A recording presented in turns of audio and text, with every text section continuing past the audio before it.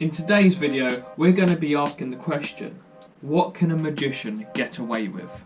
So many times you see magicians ask people to, can I see your phone? Can I get you to stand up on this table? Can you put both hands in the air? So how far can a magician push it? And what can the magician gain from doing that? Watch the full video to find out what can a magician get away with. Hello everyone and welcome back to another video. Yeah, as you can probably tell by the intro, we are going to be asking the question, what can a magician get away with? Now you're probably wondering why I came up with this idea, or at least how I came up with this idea, and I would like to give credit and thanks to the Bottom of the Barrel podcast. If you don't know what the Bottom of the Barrel podcast is, can you call yourself a real magician? No, I'm joking. The Bottom of the Barrel podcast is basically Wes Barker and Chris Ramsey's podcast where they just sit, chat, get drunk, and honestly, it's great fun. You don't have to listen to it or at least watch it to be a magician. You know, it's good for anything. It's good for anyone. But I'll leave the link in the description so you guys can check it out, especially the video or the podcast episode that I am talking about in this video. So they was just talking about, one of them, Wes, was going to a place where there's not much COVID going on, and where he was a lot of COVID, and he got asked to do a magic show there, and so he had to travel from a quite high COVID area to a not very COVID area, if that makes any sense. And they just started talking about how being a magician kind of eradicates the idea of anything could go wrong. You know, he did a trick called the double cross trick. Now, if you guys know what the double cross trick is, then it's a very hands-on, touchy-feely trick.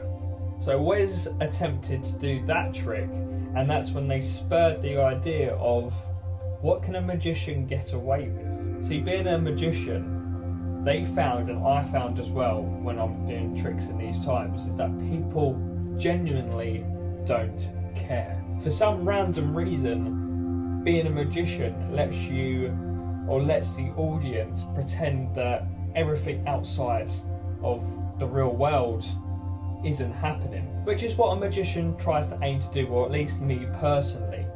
I try to take them out of the real world and give them an experience outside of the normality. The age-old quote, something strange happened here, and I kind of live by that when I'm performing magic. And then they were talking about what a magician can get away with just being an average person. You know, I can go to you, hey, I'm a magician, can I see your phone? And then they'd give you their phone, which is a bit odd because you'd never give anybody else your phone. And yet, because you're a magician, they give you it. Another example was, hey, can I see your ring? I see actually you've got 2 rings there. Which one's more expensive? And then all you've got to do is disappear and run off. You know, you can disappear the ring and run off and you've got a really expensive ring. You know, but you wouldn't do that to a random stranger. If a random stranger says, hey, I see you've got 2 rings, can I see your ring? You'd go no. But as soon as you say you're a magician, suddenly everything's out of the window. So my question is, how far could you push it? You know, when you think about a mentalism kind of state, you can get away with a lot more things because you're reading someone's mind, and if it doesn't go right, then, you know, sorry, I couldn't read your mind. But you can get a lot of information that could lead to disastrous effects just by doing so. So, for example, if I go to you, let me guess your mother's maiden name. Keep saying it over and over in your head for me. Keep saying it. Keep going. Is it John? Is your mother's maiden name John? They go, no, it's Mary. Whatever. They go Mary, and then you're like, wow, okay. What year was she born? They say the year you're born, perfect. You've probably got their password. You've probably, a lot of people do mother's maiden name, year they're born, whatever you want. Do you get what I mean? Just in the concept of getting it wrong, you've now hacked into basically all their social medias, their passwords to their bank accounts, things like that. Yes, I know there's tricks where you can actually get people's PIN numbers. It's one of my favourite tricks that I do perform, but that's beside the point. That's a performance value, and if you don't put in the effort and you don't put in the time to learn those kind of tricks as a performer, some cheaters, some cheaters could potentially steal information. So, if you're watching this and you're not a magician, please don't let a magician let you do anything you want. Obviously, one of my go-to tricks is using someone's phone, is using someone's ring. But you've got to really get that trust with them, and don't just go, if a random stranger walks up to you and goes, "Hey, I'm a magician, can I borrow your phone?" Say no. Because they could just not be a magician. I'd say personally, as what I do in my effects is I do a couple of tricks first, or I do a trick with my phone, or I do a trick with my ring, and then I ask them to do.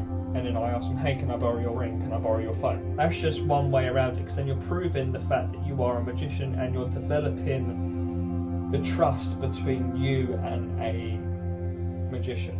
If you're a magician, play around with it, man.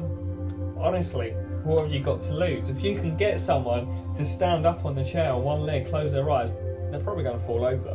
But you can get them to do anything you like. Push it.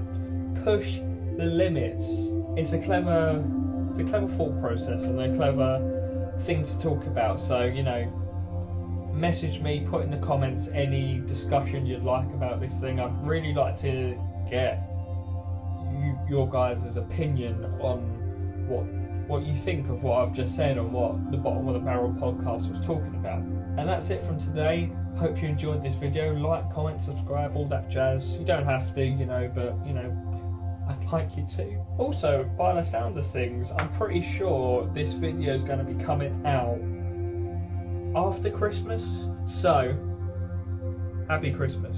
Happy Christmas. Because at the moment, it's still not been Christmas yet. I am well and truly ahead of schedule. I've got so much time on my hands, so I just thought I'd crack out a load of videos. I'm in a real creative place at the moment, so the more videos I'm producing, the better it is. And also, I'm thinking about slowing down. in the new year. There's going to be a video called the 2-year anniversary video, like I did last year, funny enough, for 1 year. And I'm going to go into more detail why I'm slowing down. I've kind of touched upon it in my Q&A video that I did a couple of weeks ago. But yeah, I'm slowing down a lot more. This year I've done at least one post a year, not on YouTube, but on Instagram, on social media. I've done at least one post a week, and I'm going to slow down in 2021. But that's all I have to say for today's video. Thank you so much for joining. Thank you so much for listening, and I'll see you all in the next video. Adios.